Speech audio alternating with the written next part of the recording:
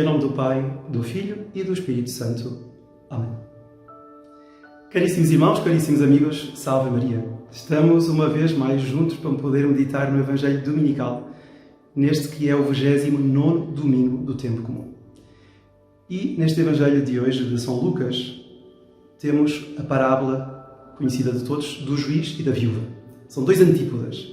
Um juiz completamente egoísta e uma viúva cheia de fé e, por isso, insistente na oração. Então são dois contrastes. Melhor, é um contraste enorme entre o juiz e a viúva. Mas para entendermos bem o ensinamento que Nosso Senhor nos quer trazer neste domingo, eu presumo que tínhamos de voltar um pouquinho, se quiserem pegar na vossa Sagrada Escritura, na vossa Bíblia, e vão até ao 17º capítulo de São Lucas, ou seja, precisamente a parte anterior e certamente aquilo que vai explicar o porquê da parábola. Porque Nosso Senhor, na parte anterior, é confrontado com uma interrogação dos fariseus.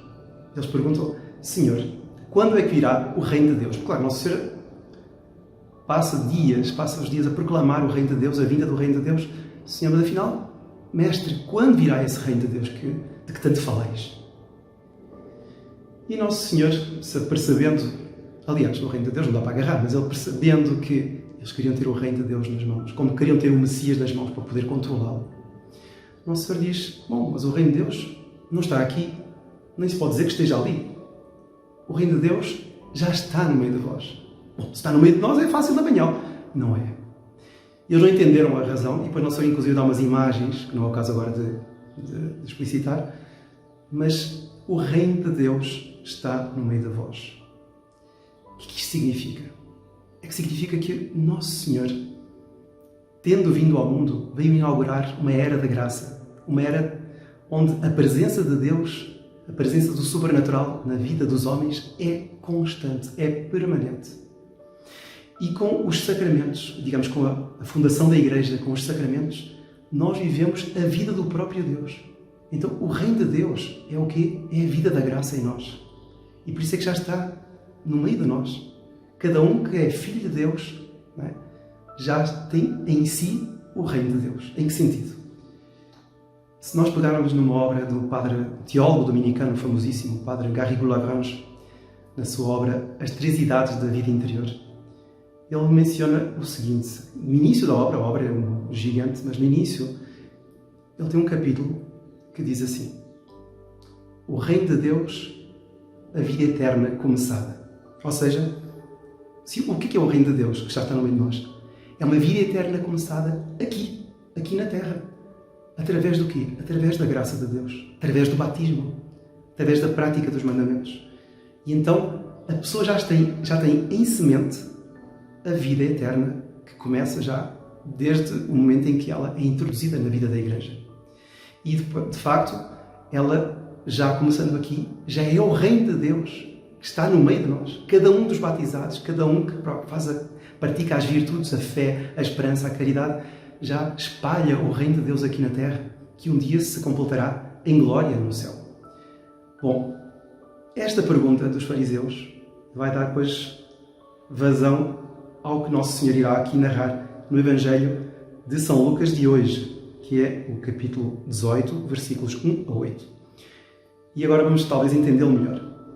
Naquele tempo, Jesus disse aos seus discípulos uma parábola sobre a necessidade de orar sempre sem desanimar. Então, a persistência na oração.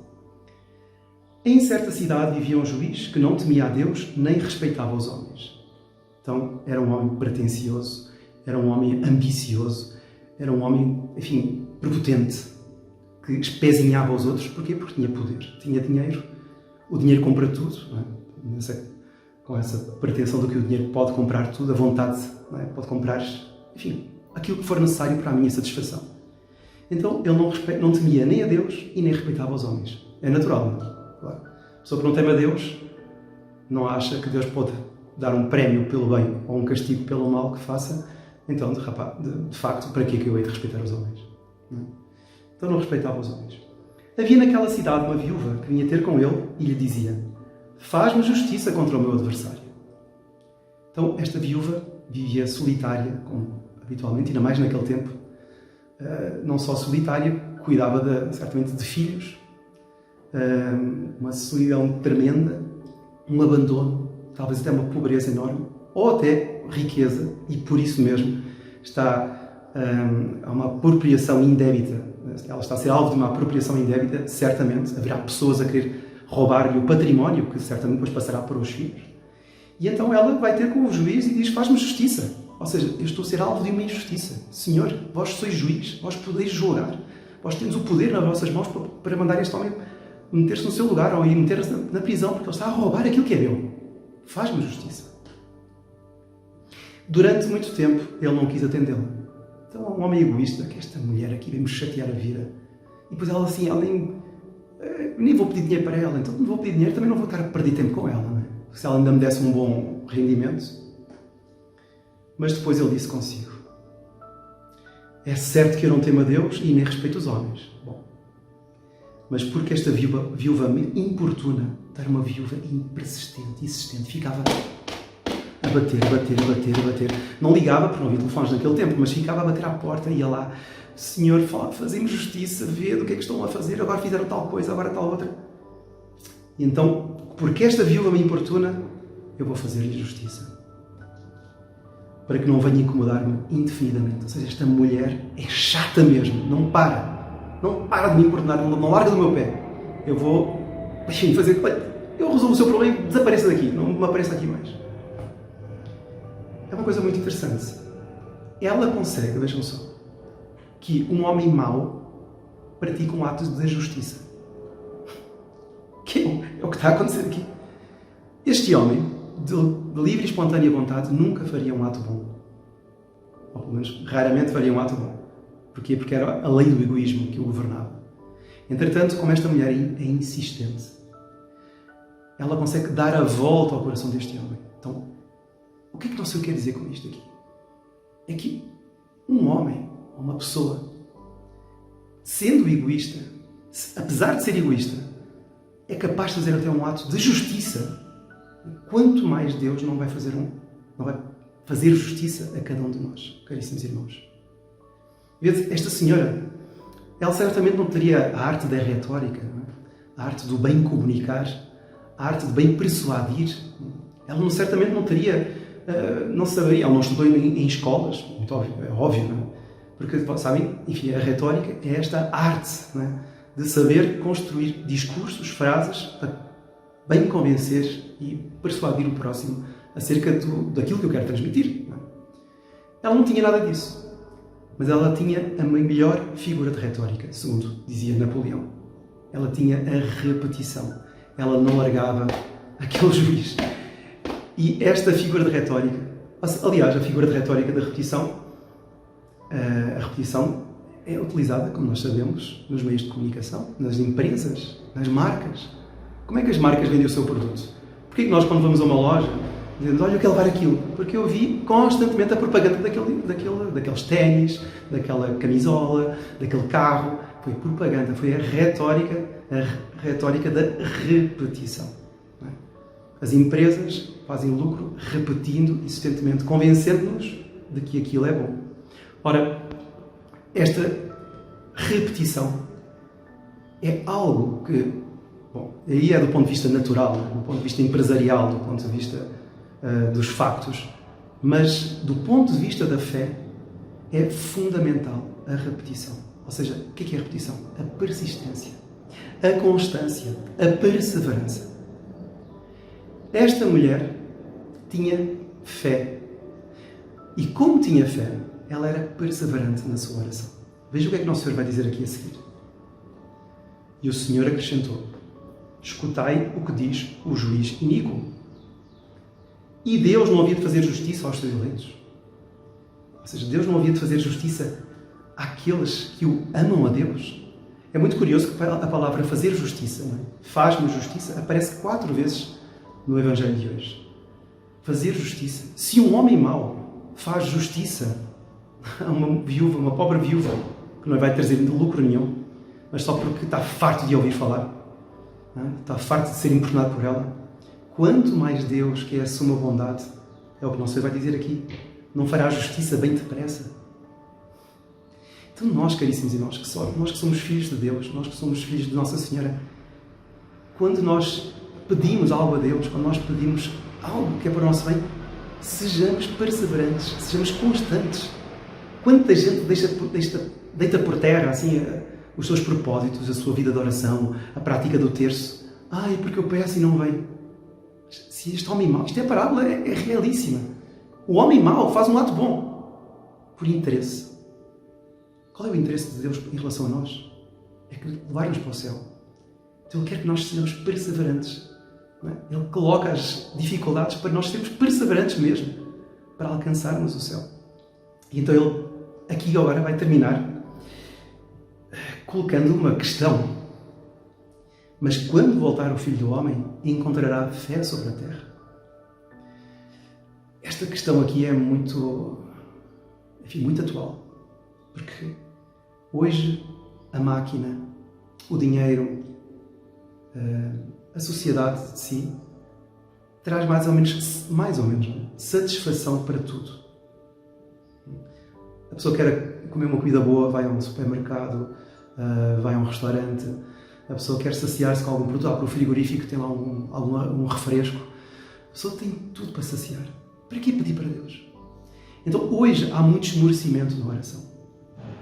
E o que Nosso Senhor aqui quer mostrar é que no futuro, hoje, nos dias atuais, em que os homens praticamente têm tudo para satisfazer a sua vida, a sua felicidade, praticamente, mas não, evidentemente que não têm, mas julgam ter, mas depois vêm aquelas frustrações horrorosas.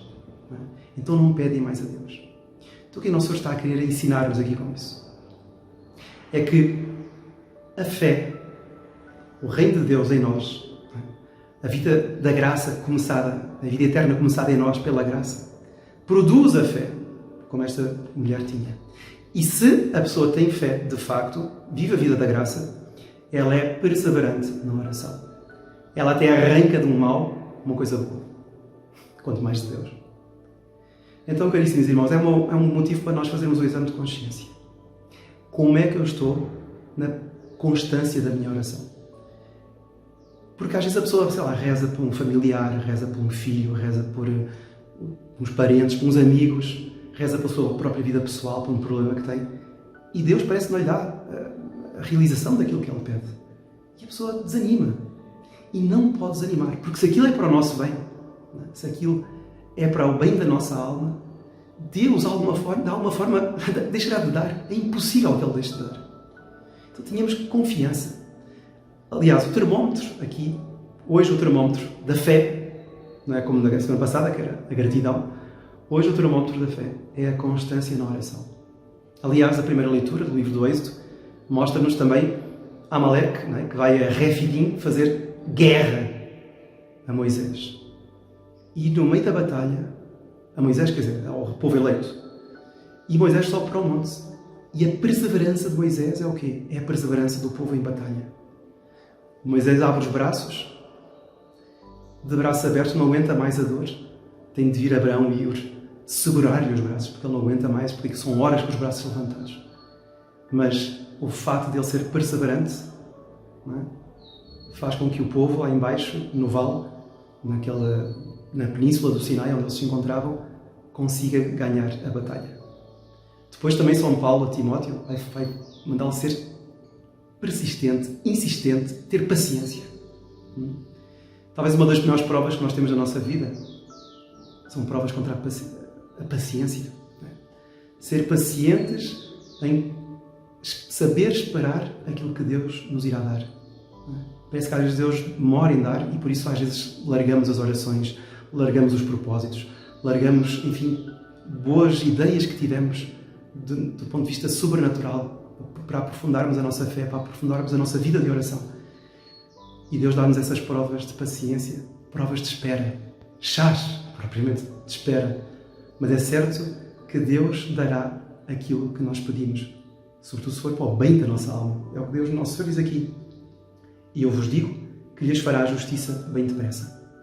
Então, caríssimos irmãos, tenhamos confiança, tenhamos perseverança, estejamos certos de que Deus, nosso Senhor, ouve muito mais do que esse juiz.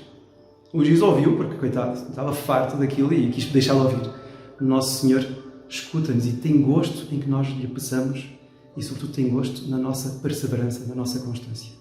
Sejamos constantes na nossa vida de oração e estejamos certos que Ele nos dará prémios muitíssimo até maiores daqueles que pedimos. E que a bênção de Deus Todo-Poderoso, Pai, Filho e Espírito Santo, desça sobre vós e permaneça para sempre. Amém. Louvado seja Nosso Senhor Jesus Cristo.